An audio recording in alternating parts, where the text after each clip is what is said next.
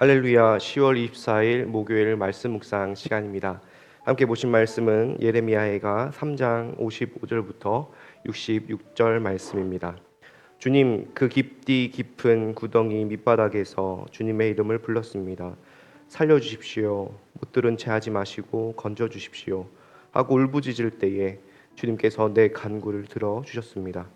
내가 주님께 부르짖을 때에 주님께서 내게 가까이 오셔서 두려워하지 말라고 격려하셨습니다. 주님께서 내 원한을 풀어주시고 내 목숨을 건져주셨습니다. 주님께서 내가 당한 억울한 일을 보셨으니 내게 바른 판결을 내려주십시오. 주님께서는 나를 치려는 그들의 적개심과 음모를 아십니다. 주님께서는 그들이 나를 두고 하는 모든 야유와 음모를 들으셨습니다. 내 원수들이 온종일 나를 헐뜯고 모함합니다. 그들은 앉으나 서나 늘 나를 비난합니다. 주님, 그들이 저지른 일을 그대로 갚아 주십시오. 그들의 마음을 돌같이 하시고 저주를 내려 주십시오. 진노로 그들을 뒤쫓아 주님의 하늘 아래에서 살 수 없게 하여 주십시오. 아멘. 오늘 말씀은 예레미야가 자신을 고통스럽게 만드는 바벨론과 또 그를 구덩이에 빠뜨린 원수들을 저주하고 탄식하는 내용의 시입니다. 오늘 그가 처한 현실은 어떤 현실입니까? 55절에 보면 그 깊디 깊은 구덩이 밑바닥이라고 이야기합니다. 이 깊디 깊은 구덩이라는 뜻은 가장 인생의 밑바닥에 아무도 나를 도와주지 않고 내 힘으로는 살아나갈 수 없는 그런 비참한 인생과 현실을 이야기하고 있습니다. 여러분, 살아가면서 이런 구덩이에 빠진 것 같은 시간이 있습니다. 내 힘과 내 능력으로 어찌저찌 헤쳐나갈 수 없는 그런 밑바닥의 상황, 내 순간과 방법으로 내 완력과 나의 능력으로는 해결할 수 없는 그런 상황이 있다는 것이죠. 그럴 때에 우리는 어떻게 해야 합니까? 그럴 때에 이 예레미야는 하나님의 이름을 부릅니다. 깊은 구덩이 밑바닥에서 주님의 이름을 불렀습니다. 여기서 주님의 이름을 불렀다라는 말은 히브리어 원어로 보면 내가 여호와 당신의 이름을 불렀습니다라고 나옵니다. 여기서 여호와란 우리에게 언약을 맺으시고 그 언약을 신실하게 이루어 가시는 약속의 하나님을 이야기합니다. 약속을 지키시는 하나님, 나를 이 깊은 구덩이에서 건져 주시옵소서라고 지금 예레미야가 탄식하면서 기도하고 있는 것입니다.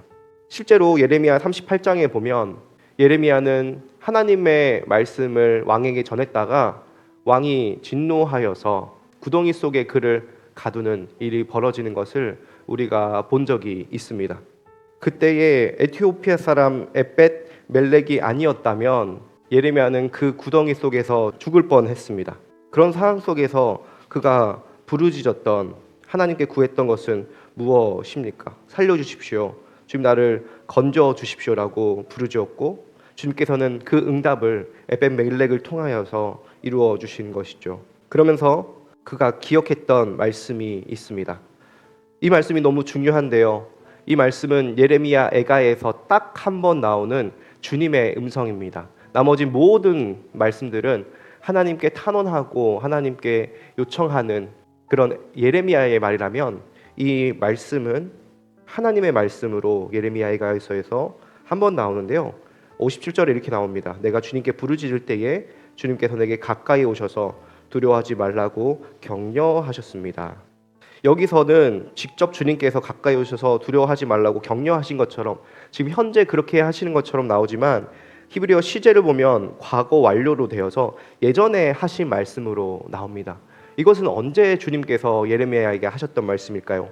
바로 예레미야 1장 8절에 보면 예레미야가 사명을 받을 때에 주님께서 그에게 하신 말씀이 나옵니다. 너는 그런 사람들을 두려워하지 말아라. 내가 늘 너와 함께 있으면서 보호해 주겠다. 나 주의 말이다. 그런 다음에 주님께서 손을 내밀어 내 입에 대시고 내게 말씀하셨다. 내가 내 말을 내 입에 맡긴다. 여러분, 8절에 보면 그런 사람들을 두려워하지 말아라 라고 하나님께서 예레미야에게 처음 사명을 주실 때 말씀하셨습니다. 그리고 내가 너에게 주는 이 말은 내 말이다. 하나님의 말이다 라면서 하나님의 말씀을 맡기시죠. 지금 비록 예레미야가 하나님의 말씀을 선포함을 통하여서 억울하게 구덩이에 갇히고 인생의 가장 밑바닥에 처해 있지만 그럼에도 그가 기억했던 것은 무엇입니까? 두려워하지 말아라. 그는 과거에 이 말씀을 들었지만 이 말씀을 기억하는 그 순간은 주님께서 내게 직접 찾아와서 격려하시는 순간인 것입니다. 여러분 삶에 이런 깊은 웅덩이처럼 구덩이처럼 아무도 도와주지 못하고 내 힘으로 이 구덩이를 헤쳐나갈 수 없는 그런 상황이 올 때에 오히려 우리가 사방이 막혔을 때에 바라보아야 될 곳은 어디입니까? 바로 하늘입니다. 하나님입니다. 하나님만을 바라볼 때에 주님께서 우리에게 하셨던 말씀, 두려워하지 말아라, 놀라지 말아라, 내가 너와 함께 한다라고 임마누엘을 약속하시는 주님의 음성을 기억하면 좋겠습니다. 그리고 그 음성을 기억하면서 주님께 구원해달라고 부르짖을 때에 주님께서 사람을 보내어 그를 건져주시고 회복해 하셨던 놀라운 일들을 오늘 예레미야가 이 시를 통하여서 고백하는 것입니다. 그래서 58절에 주님께서 내 원한을 풀어주시고 내 목숨을 건져주셨다라고 고백하는 것입니다. 여러분, 이 말씀을 들으면서 우리가 먼저 기억해야 될 것은 우리가 과거에 주님께서 내게 주셨던 말씀을 날마다 기억하며 그 말씀을 오늘도 붙잡아야 된다라는 것입니다. 그 말씀을 붙잡을 때에 주님께서 깊은 웅덩이와 수렁에서 끌어주시며 나의 발을 반석 위에 세우시사 나를 든든히 하시는 놀라운 찬양을 부를 수 있도록 우리를 건져주실 것입니다. 그런데 주님께서 그렇게 우리를 건져주셨음에도 불구하고 우리의 상황은 때론 어떻습니까? 59절부터 63절까지에 보면 주님께서 우리를 구덩이에 건져주셨지만 여전히 우리의 상황은 비참하고 원수들이 우리를 공격하는 상황이 나옴을 보게 됩니다. 원수들이 온종일 나를 모함하고 앉으나 서나 나를 비난하는 그런 일들, 모든 야유와 음모를 꾸미는 수많은 일들을 경험하는 예레미야는 하나님께 그들을 저주해달라고 이야기합니다. 그들의 마음을 돌같이 하시고 저주를 내려주십시오. 여러분, 저주는 나쁜 것이 아닙니다. 이 저주는 하나님의 공의에 근거하여 심판을 요청하는 것입니다. 우리가 때론 살아가면서 억울하고 힘든 일을 당할 때 주님께서 이 모든 일들을 해결하여 주시기를, 원수를 갚아주시기를 구해야 합니다. 왜냐하면 이 원수 갚는 일은 우리에게 있는 것이 아니라 하나님께 있기 때문입니다. 우리가 원수를 갚으려고 하면 우리 손에 피를 묻히는 일이지만 하나님께 공의를 구할 때에 정의와 공의의 하나님께서 우리의 원수를 갚아주십니다. 믿지 않는 사람들이 그렇게 했다면 그 사람들은 지옥에서 그 대가를 받을 것이고, 혹여나 믿는 사람이 우리를 힘들게 하고 어렵게 했다면 예수님께서 십자가에서 그 모든 짐을 대신 지심으로 해결해 주셨습니다.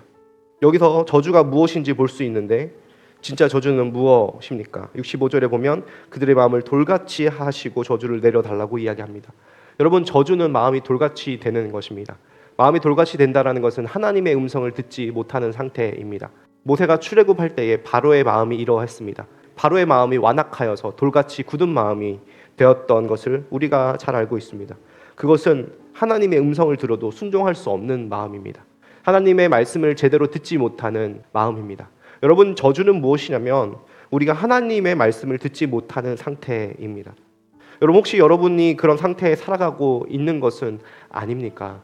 우리가 하나님의 말씀은 듣지만 내 귀만 스쳐 지나가는 말씀이 아니라 주님의 말씀이 내 마음에 심기어지고 내 마음에 뿌리 내리고 열매 맺어서 그 말씀이 살아 숨쉬는 것이 우리 그리스도인에게 복인 것입니다.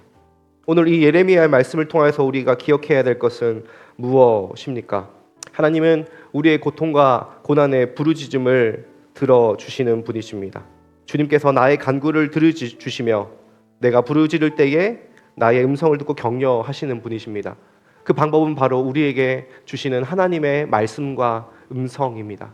그것이 지금 이 시간 듣는 말씀일 수도 있고 예전에 들었던 말씀일 수도 있지만 그 마음이 우리 마음 가운데 살아 움직일 때 우리는 모든 대적의 비난과 모함을 뛰어넘는 하나님의 은혜를 경험하게 될 것입니다. 여러 가지 상황은 변하지 않을 수 있지만 하나님께서 우리의 마음을 변화시키셔서 그 모든 상황 환경을 넉넉히 이길 수 있는 힘을 주실 것입니다. 혹여나 우리의 마음이 돌같은 마음이라면 주님, 우리의 돌같은 마음을 부드럽게 하여 주시고 성령님께서 새 마음을 주시어서 하나님의 음성을 듣고 하나님께 나아가는 시간 되게 달라고 함께 주님께 나아가면 좋겠습니다. 기도하겠습니다. 살아계신 하나님 참 감사합니다. 우리의 인생이 예레미야처럼 깊은 구덩이에 빠질 때가 있습니다. 그럴 때에 우리가 의지할 수 있는 유일한 소망은 살아계신 하나님의 말씀입니다. 너는 두려워하지 말아라 말씀하셨던 그 말씀을 우리가 붙잡고 오늘 하루도 살아가게 하여 주시옵소서. 우리를 괴롭히는 이들을 저주합니다. 하나님께서 우리의 고통과 탄식을 들으시고 응답해 주실 것을 믿습니다. 그 응답이 하나님 우리의 고통과 고난을 주는 이들에게 공의와 정의로 갚아 주시옵소서. 우리가 마치 저주받은 사람들처럼 주님의 음성을 듣고도 돌같은 마음으로 하나님의 음성을 무시하고 살아가지 않을 수 있도록 우리에게 은혜를 베풀어 주시옵소서. 감사드리며 예수님의 이름으로 기도합니다. 아멘.